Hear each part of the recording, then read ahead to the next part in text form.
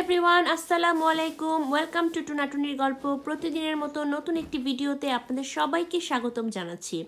আজকের ভিডিওতে আপনাদের সাথে আমি কার্ডিফের ওয়েলসের ওয়েস্ট ম্যানেজমেন্ট সিস্টেম সম্পর্কে কিছু ধারণা শেয়ার করব। ভিডিও শেষের দিকে আপনাদের জন্য একটা চমৎকার ভিডিও আছে, সেটা দেখতে পুরো ভিডিওটি শেষ পর্যন্ত দেখবেন। আশা করি বিন পরিষ্কার করতে হবে।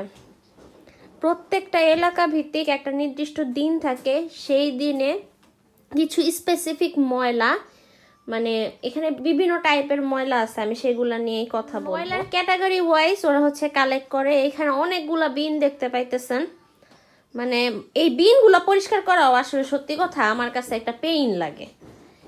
এই যে যে ছোট বিনটা দেখতে পাচ্ছেন, এই বিনটা হচ্ছে ফুড ওয়েস্ট, মানে যত রকমের ফুডের ওয়েস্ট হবে, যেমন ডিমের খোসা, খাবার পরে উচ্ছিষ্ট, মানে যেগুলো মোট কথা পচনশীল, ওইগুলা হলো এইটার মধ্যে যাবে। এটার মধ্যে যে কাগজগুলো দিচ্ছি এরকম আর কি রিফিল আকারে আসে। এগুলো আমাদের যে কোনো লাইব্রেরি, মসজিদ অথবা যে গির্জাগুলো থাকে সেই জায়গায় এগুলো ফ্রিতে সরকারের মাধ্যমে দেয়। এই দেখেন এখানে লেখা compostable bag for food waste collection. মানে এইগুলা হচ্ছে এমন ম্যাটেরিয়াল দিয়ে তৈরি, এটা মাটির মধ্যে দিলে বা কম্পোজিশনে দিলে এটা হচ্ছে একেবারে এই ব্যাগটা সহ রিসাইকেল হয়ে যায়, মানে ব্যাগটা সহ পচে যায়। 2-3টা একসাথে ওইটার মধ্যে দিই, তাতে কি হয় কি 2-3 দিন যাওয়ার পরেই একটা করে দিলে এখান থেকে ওই ব্যাগগুলা পচে হচ্ছে ময়লার যে আর কি উচ্ছিষ্ট বা রস যেটা বলা যায় ওইটা দিয়ে পুরো মেসি হয়ে যায়। এখন আমি এই বিনটার একটু কালেক্ট করে নিব। ভালো করে মুখটাকে বন্ধ করতে হবে। আর একটা নিউ পলিথিনের মধ্যে, পলিথিন বলে না এগুলোকে, কম্পোস্টেবল ব্যাগ, এইগুলোর মধ্যে ভরে সুন্দর করে এক কোনায় রেখে দেব। এখন এইটা তো আমার বাসা থেকে কালেক্ট করলাম, হ্যাঁ, এইটা আবার আমাদের নিচে গিয়ে রাখতে হবে। নির্দিষ্ট একটা ব্রাউন কালারের বিন আছে ওইটার মধ্যে আমরা জড়ো করি সবগুলা, ওরা সপ্তাহে এসে নিয়ে যায়। আমি ভিডিওর এক পাশে ওই ব্রাউন কালার বিন কিরকম হয় দেখতে ওইটা একটু দিয়ে দেব। এই বিনটাকে পরিষ্কার করাও একটা ঝামেলা, ভাগে ভাগে সব ফেলতে হয়।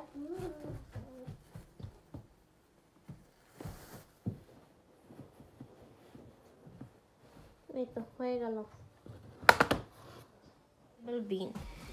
এই যে রিসাইকেবলের জন্য পলিথিন, এই পলিথিনগুলাও সরকারি পক্ষ থেকে ফ্রিতে দেয়।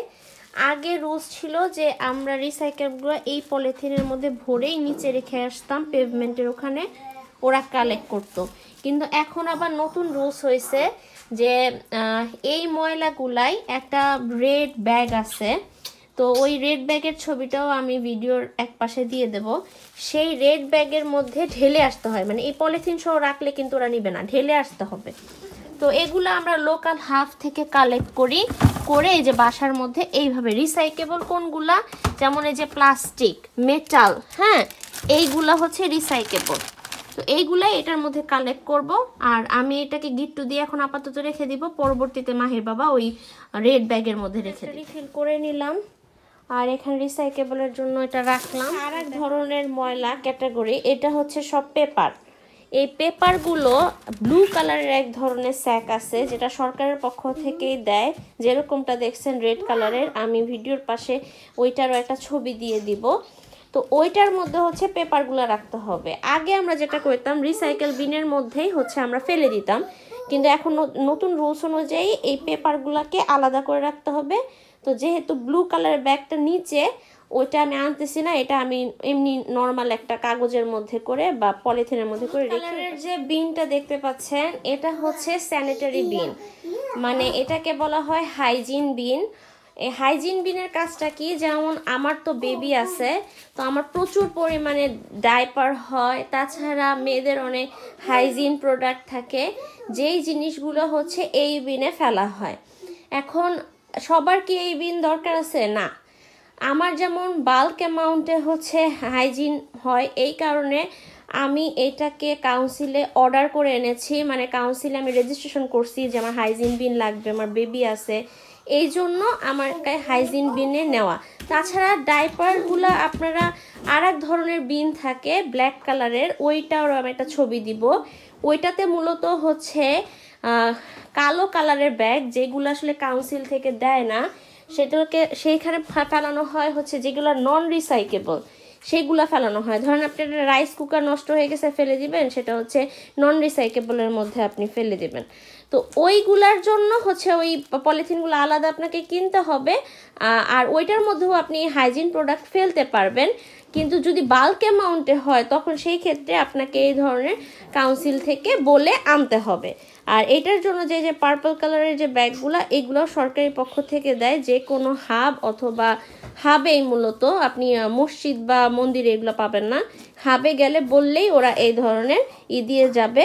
আর প্রথম যখন ওরা আমাকে এই বিনটা আমার নামে দিয়ে গেছে, তখন হচ্ছে ওরা পুরো বান্ডিল আমাকে দিয়ে গেছে। আর হাইজিন বিনের একটা রুলস হচ্ছে, যদি ওরা 2 সপ্তাহ মানে 1 মাসের মধ্যে ওরা আপনার হাইজিন প্রোডাক্ট না পায়, সেই ক্ষেত্রে আপনাকে ওরা হচ্ছে সাবস্ক্রিপশন ক্যান্সেল করে দিবে। তখন আর কেউ ওইখানে হাইজিন আসবে না কালেক্ট করতে, কারণ হাইজিন যারা কালেক্ট করে ওদের লোক একদমই সম্পূর্ণ আলাদা, ওয়েল ট্রেন্ড।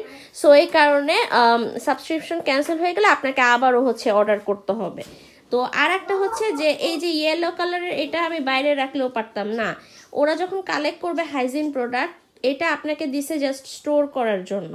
এটা আপনি বাইরে রাখলে এখান থেকে ওরা প্রোডাক্ট কালেক্ট করে নিয়ে যাবে না। এটার নিয়ম হচ্ছে এটার মুখটাকে পুরোপুরি বন্ধ করে সুন্দর করে গিট্টু দিয়ে রাস্তার যে পেভমেন্ট আছে তার এক পাশে রেখে দিতে হবে, তখন ওরা হাইজিন প্রোডাক্টগুলো কালেক্টের মধ্যে এই যে লেখা আছে যে আপনি এটার মধ্যে ন্যাপিস, কটন উল, ওয়াইপস, তারপর হচ্ছে বেড লাইনার্স, এগুলো ঢুকাতে পারবেন। তো এটা আরও লেখা আছে put your bag cut on the pavement on agreed collection point for collection, we will not collect from your storage candy, যেটা আমরা বলছিলাম যে স্টোরেজ বক্স থেকে কিন্তু ওরা কালেক্ট করবে না। No medical waste including needles, stoma bag, infectious bandages, এই জিনিসগুলো এই হাইজিন ব্যাগের মধ্যে কোনোভাবে ফেলা যাবে না। তো এইরকম প্রত্যেকটা ব্যাগের সাথে রুলস রেগুলেশন লেখা থাকে। যে নীল কালারের বক্সটা দেখতে পাচ্ছেন, এটাও সরকারিভাবে দেওয়া হয়েছে। এইটার মধ্যে মূলত রাখা হয় হচ্ছে গ্লাসের সব বোতল। তা আমার খুব একটা বোতল কিন্তু জমা হয় নাই। এই দেশে তো মানুষ অনেক বেশি মদ খায়, তো মদের বোতলগুলো সবগুলাই কাচের হয়। তাছাড়া যে কাচের জারগুলো আছে, দেখা গেছে আপনি জেরি খাইলেন, কাচের জারটা বেঁচে গেল, তা আমরা বাঙালিরা সেটা কি করি, স্টোরেজ হিসেবে ব্যবহার করি। এই কারণে আমার খুব একটা গ্লাস হয় না, বিধায় আমি জাস্ট এটার মধ্যে একটু স্টোর করে রাখছি, কিন্তু এটা আমি বাইরে এখনো পর্যন্ত রাখি নাই। তো অনেকে বলতে পারেন এটার মধ্যে কি আপনি মেটালের যে ক্যানগুলা, যেমন কোকা কোলার ক্যান, মদের ক্যানগুলো ফেলতে পারবেন না। মদের ক্যানগুলো আপনার রিসাইকেল বিনে ফেলতে হবে, ঠিক আছে। এখানে শুধুমাত্র গ্লাসের যত কিছু আছে, যেমন গ্লাসের প্লেট হইতে পারে, মানে যত কিছু আছে গ্লাস রিলেটেড, কাছের রিলেটেড, এইখানে ফেলতে হবে। কত ধরনের ময়লা, একটা হচ্ছে রিসাইকেবল, স্যানিটারি, কাগজ, তারপর হচ্ছে ফুড ওয়েস্ট, তারপর এখানে আছে গ্লাস। তাছাড়াও আর এক ধরনের ময়লা হয় যারা গার্ডেনিং করেন। তো গার্ডেনিং যারা করেন তাদের জন্য আবার সেই গার্ডেনিংয়ের ময়লাগুলো আলাদা ফেলার ব্যবস্থা আছে, সেটার জন্য হোয়াইট কালারের একটা ব্যাগ দেয়, সেটাও আমি ভিডিওর পাশে দিয়ে দেব। মানে বাসার ওয়েস্টগুলো এভাবেই রিসাইকেল হয়। তাছাড়া ইন্ডাস্ট্রির যে আপনার রিসাইকেবল প্রোডাক্ট আছে, ওইগুলার জন্য আবার রেগুলেশন আলাদা। ওয়েস্ট ম্যানেজমেন্ট কিছু কোম্পানি আছে, ওদেরকে কল দিলে ওরা ওই ল্যান্ডটা ওরা হয়তো সাজায়। তো ওইটা আমি বলতে পারবো না ইন্ডাস্ট্রিতে, বাট আমি মানে বাসায় কিভাবে কত ধরনের ময়লাগুলা কিভাবে ওরা রিসাইকেল করে সেগুলাই আপনাদের সাথে একটু শেয়ার করলাম।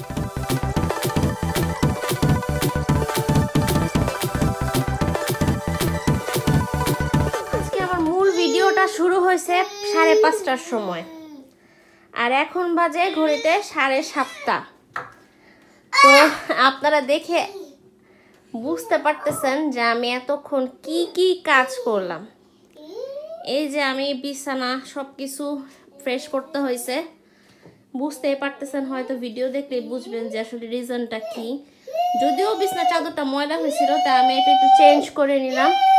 তাছাড়া আরও কি করলাম, ঘর দোর সব কিছু শুরলাম, বাথরুমটা ক্লিন করলাম। বাথরুমের অবস্থা হয়তো দেখেই থাকবেন ভিডিওতে।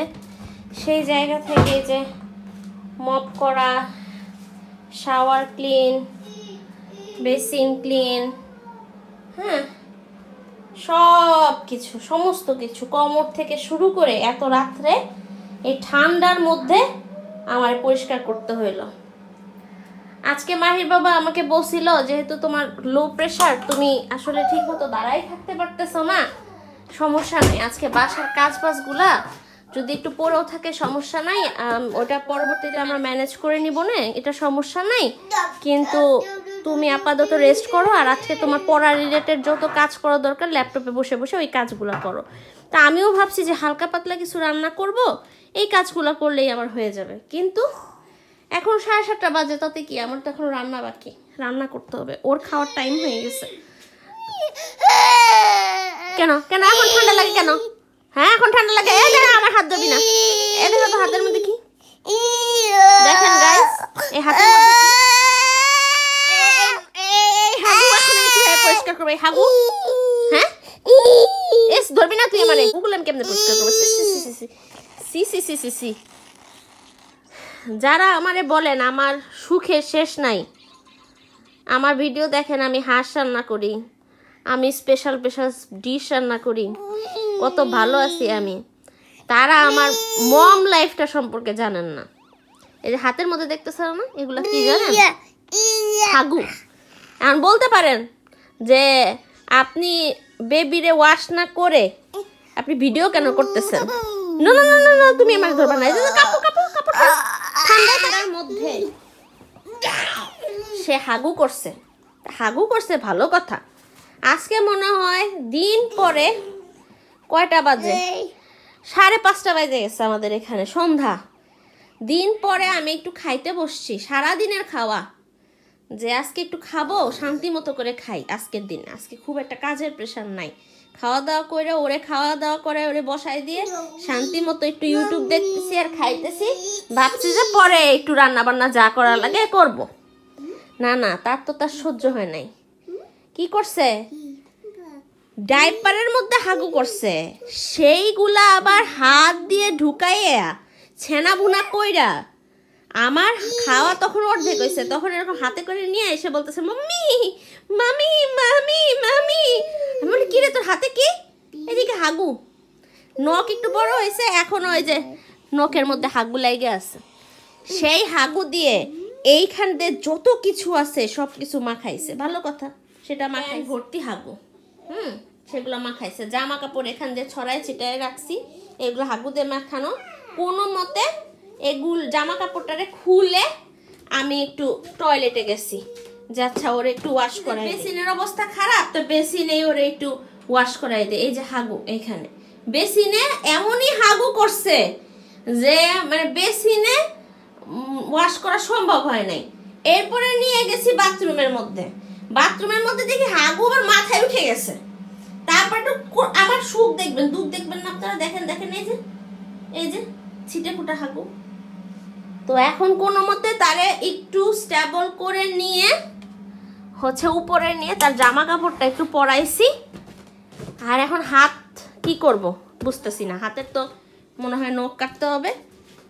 এই যে হাগু, এই যে হাগু, মানে এমন কোনো জায়গা নাই, হাগু প্যান্টের মধ্যে থেকে নিয়ে মাথার মধ্যে লাগাই ফেলাইছে, তাহলে বুঝেন। আর এই রাতের বেলা তারে আমার এখন বাংলা ওয়াশ দেওয়া লাগলো। পরে আমি মনে করছি যে প্রতিদিন আমি একটু তাড়াহুড়ার মধ্যে খাই, থাক আমি একটু আজকে শান্তি মতো খাই। না না না, তার সহ্য হয় নাই তো। মা কেন শান্তিতে থাকবে?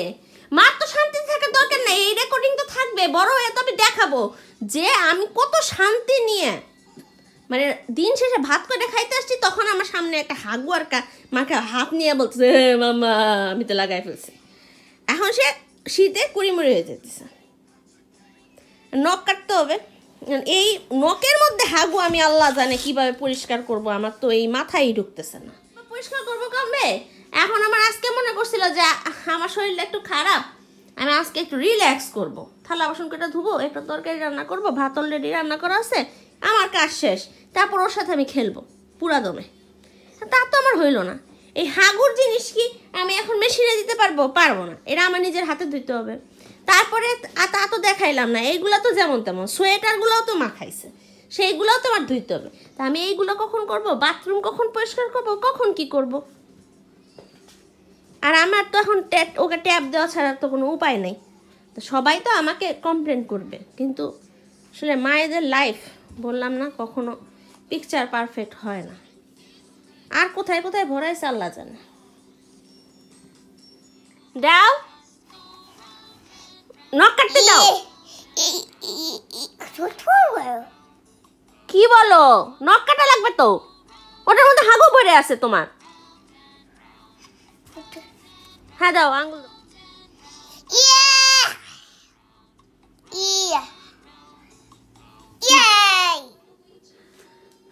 অবশেষে তার নখগুলো সুন্দর করে পরিষ্কার করছি, হাতের নখ, পায়ের নখ সব কিছু পরিষ্কার করছি সুন্দর করে। একটা সোয়েটার পরাই দিলাম, যে বললাম তুই এখানে থাক, আমি একটু থালা বাসনগুলো ধুই। থালা বাসনগুলো ধুয়ে এই কাপড় চোপড়গুলো একটু ধুইতে হবে। বেক পটেটোর হচ্ছে বৈশিষ্ট্য কি, এটা সিদ্ধ করলে মানে অনেক সুন্দর মসৃণভাবে ক্রিম ক্রিম টেক্সচার হয় আর কি। ম্যাশ পটেটো বা বেক খাইতে খুব ভালো লাগে। তো আমি ওই রকম বড় বড় 4টা আলু এটার মধ্যে দিছি। তো আমি চিজ দিয়ে আর বাটার দিয়ে খাবো। বাংলাদেশে শুনলাম যে অনেক নাকি হাইপ উঠছে, যে এরকম বেক পটেটো নাকি 300-400 টাকা করে বিক্রি করতেছে। মানে জানি না এটা আসলে কীরকম, আমি তো বাসায় তৈরি করি। তো আপনারা চাইলে ইলেকট্রিক ওভেন এরকম বাসায় তৈরি করতে পারবেন। তো আমি এখন একটু মাহিকে খাওয়াবো, তারপর আমি খাবো। এখন ওকে ডিম দিয়ে খাওয়াবো আর কি। ঘড়িতে প্রায় 8:30টার মতো বাজে। এই 1 ঘন্টায় আমি 2টার তরকারি রান্না করলাম। তাছাড়া এখান দিয়ে কাজবাজ আরও কিছু অগোছালো হয়েছিল, ওইগুলোও একটু ক্লিন করলাম। তো এখন মাহিকে খাওয়াবো, আমি খাবো, তারপরে ওকে হয়তো বেড টাইম মানে ওর ঘুমের টাইম হয়ে যাবে, ওকে ঘুম পাড়াইতে দিই। আমারে এত বেশি হার্ড টাইম দেয়, এখন তারে ভাত খাওয়াবো, সে লাফালাফি করতেছে। এর মধ্যে আর একবার পটি করছে, সে এরকমই করে, পটি করছে, লিক করছে, পুরা পায়জামা টায়জামা আবার ভিজাইছে, সেইগুলো আমি চেঞ্জ করলাম। এখন এই যে খাবার নিয়ে হাত শুকায় যাইতেছে, সে খাচ্ছে না, পানি খাবে। মানে কি কোনোদিনও মুখ দিয়ে একটু বলছি যে আজকে আমি একটু রেস্ট করব, আজকে একটু কম কাজ করব, মানে ওইটাই আমার জীবনে একটা বড় অভিশাপ হয়ে যায়। মানে ওই দিন আমার কাজের আর সীমানা থাকবে না। 8টার সময় খাওয়াইতে বসছি, এখন বাজছে 9:30। আমার হাতটার কি অবস্থা! এখন এই যে ডাকতেছি এদিকে আয় এদিকে আয়, একটা ডিমও পুরা খায় নাই। মানে কতটা যে হার্ড টাইম এই ছেলেটা আমারে দিতে পারে, আল্লাহ মাবুদ! কি অবস্থা, আমার হাতটা শুকায় গেছে পুরা। পটেটো হয়ে গেছে, এখন আমি জাস্ট সবকিছু একটু মিক্স করব। সিজনিং আর একটু গোলমরিচের গুঁড়া দিলাম। এবার আমি বাটার আর চিজ, অনেক বেশি বাটার আর চিজ দিয়ে ফিল আপ করে নিলাম। এবার একটু মিক্স করে নিয়ে খেয়ে ফেলবো। আজকের ভিডিওটা এই পর্যন্ত। আশা করি আমাদের ভিডিওটি ভালো লেগেছে। আমাদের ভিডিওটি ভালো লাগলে লাইক, কমেন্ট, শেয়ার করতে ভুলবেন না।